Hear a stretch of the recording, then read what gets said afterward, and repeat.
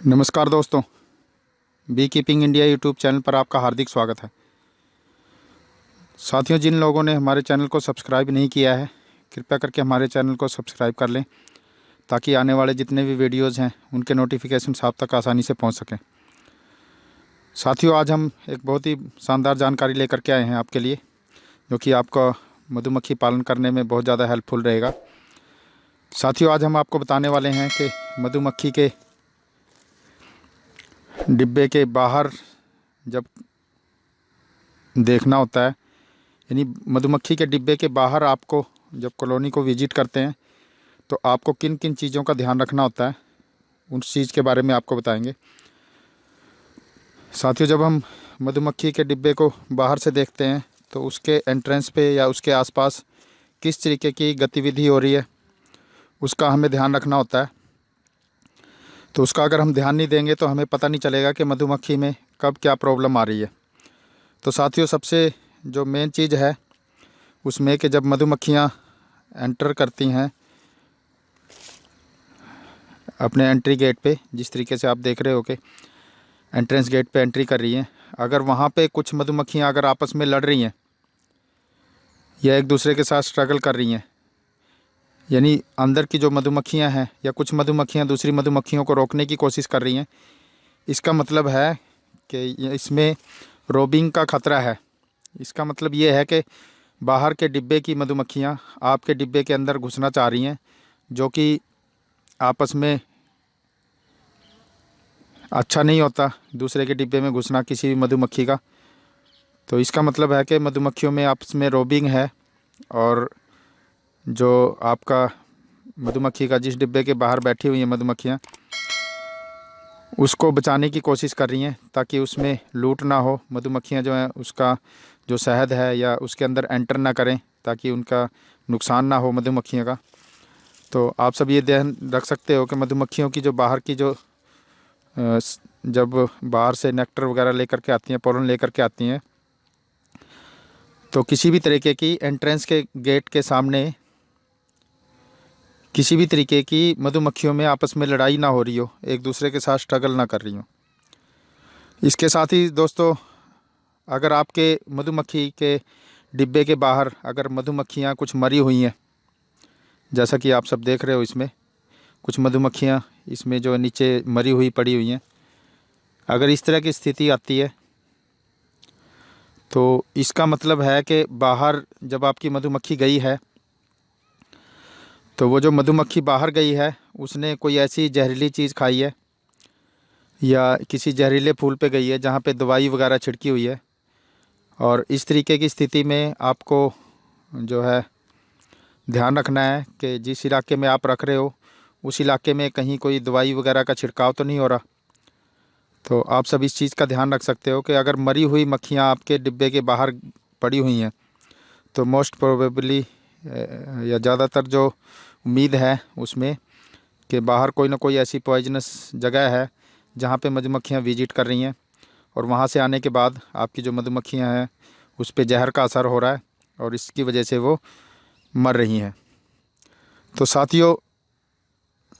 इसके अलावा और कौन सी चीज़ें आपने देखनी होती हैं, अगर मधुमक्खियाँ आपके डिब्बे के बाहर रेंग रही हैं, यानी मरी नहीं है लेकिन मरने की स्थिति में है, कुछ रेंग रही हैं, ठीक से उड़ नहीं पा रही हैं, तो उसमें ज़्यादातर जो चांस होते हैं दोस्तों वो होते हैं कि आपकी जो मधुमक्खियां हैं उनमें कोई वायरल डिजीज़ है, कोई वायरस से संबंधित कोई बीमारी लगी हुई है उनको। इस चीज़ के लिए आप सब ध्यान रखोगे कि किस तरीके की उनकी एक्टिविटी है। इसके अलावा दोस्तों, अगर आपके कॉलोनी के बाहर ड्रोन्स अगर मरे हुए हैं, जो कि मेल होते हैं, अगर मेल मधुमक्खियां आपके डिब्बे के बाहर मरी हुई पड़ी हुई हैं तो उसमें भी ज़्यादातर चांस यही रहता है कि आपके जो कॉलोनी है वो वीक है और उसमें खाने की मात्रा कम है, जिसकी वजह से यानी नर मधुमक्खियों को मादा मधुमक्खियों ने मारना शुरू कर दिया है। इसलिए ज़्यादातर ऐसी स्थिति में जो ड्रोन्स हैं वो डिब्बे के बाहर मरे हुए पड़े होते हैं। तो उसका भी आप सब ध्यान रख सकते हो, या आपको बाहर मरे हुए ड्रोन देखने से पता चल जाएगा कि आपका जो मधुमक्खियों का जो कॉलोनी है उसमें ऑफ सीजन आ चुका है और जो मधुमक्खियां हैं वो फीमेल जो हैं मेल को मार देती हैं, क्योंकि एक मधुमक्खी से 4 गुना ज़्यादा एक ड्रोन खाता है। यानी मेल मधुमक्खी जो है किसी मधुमक्खी से 4 गुना ज़्यादा भोजन करता है, ज़्यादा उसको खाने के लिए चाहिए होता है। तो ऑफ सीजन में ज़्यादातर जो ड्रोन्स हैं उनको मार देती हैं वर्कर बीज। तो इससे आपको पता चलेगा कि आपकी कॉलोनी की स्थिति क्या है, इन सब जानकारियों को देखते हुए। इसके अलावा साथियों, अगर मरे हुए आपकी कॉलोनी के अंदर मरे हुए जो लार्वा हैं उनकी उपस्थिति ज़्यादा होती है, या आप डब्बे के बाहर देखोगे तो मरे हुए जो जैसे मम्मी टाइप के जो लार्वा हैं वो अगर बहुत ज़्यादा दिख रहे हैं तो इसका मतलब है कि उसमें चाक ब्रूड करके एक बीमारी होती है, वो लगी हुई है उनको, जिसमें जो मधुमक्खियाँ जो ब्रूड के अंदर जो पैदा होती हैं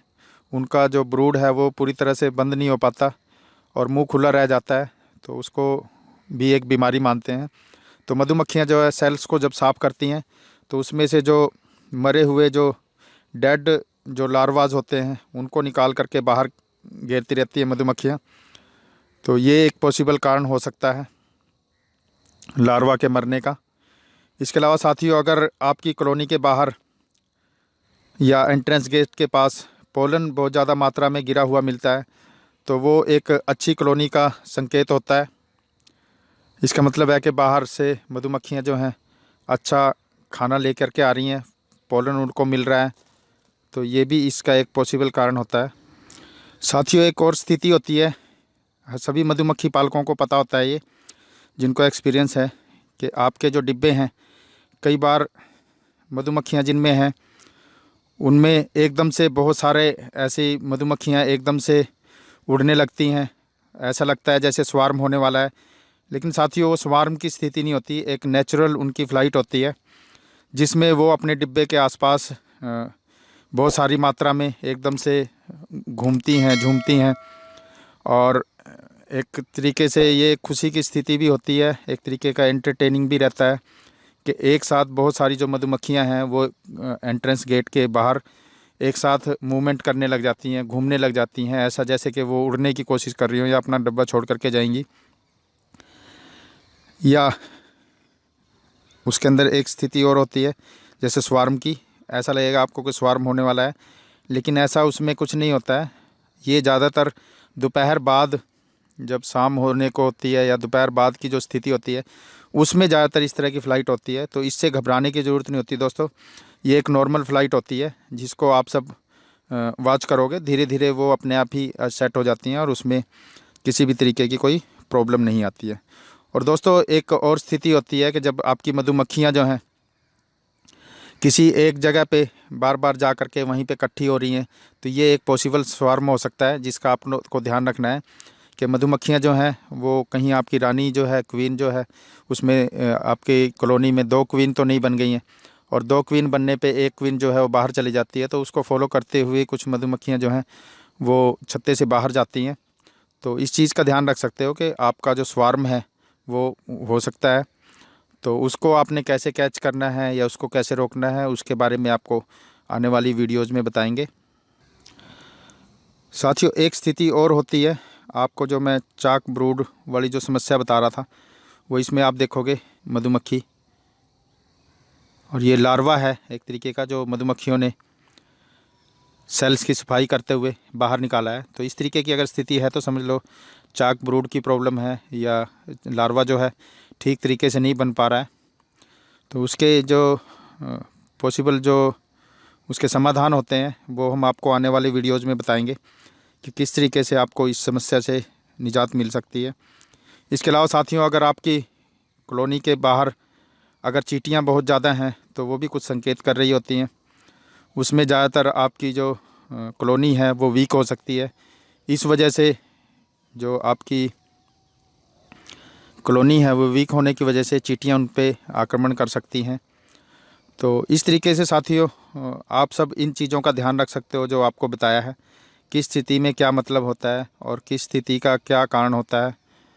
उन सारी चीज़ों को आप सब ध्यान रख सकते हो, ताकि आपको हर चीज़ का पता हो आपके बंद डिब्बे के बाहर से आपने किन किन चीज़ों को देखना है। तो साथियों, ये थी आज की जानकारी। आगे की वीडियो देखने के लिए हमारे चैनल को सब्सक्राइब कर लें, ताकि हम आपको आने वाले जितने भी वीडियोज़ हैं उनके नोटिफिकेशंस आसानी से मिल सकें आपको। और साथियों, वीडियो देखने के लिए बहुत बहुत धन्यवाद। Thank you very much.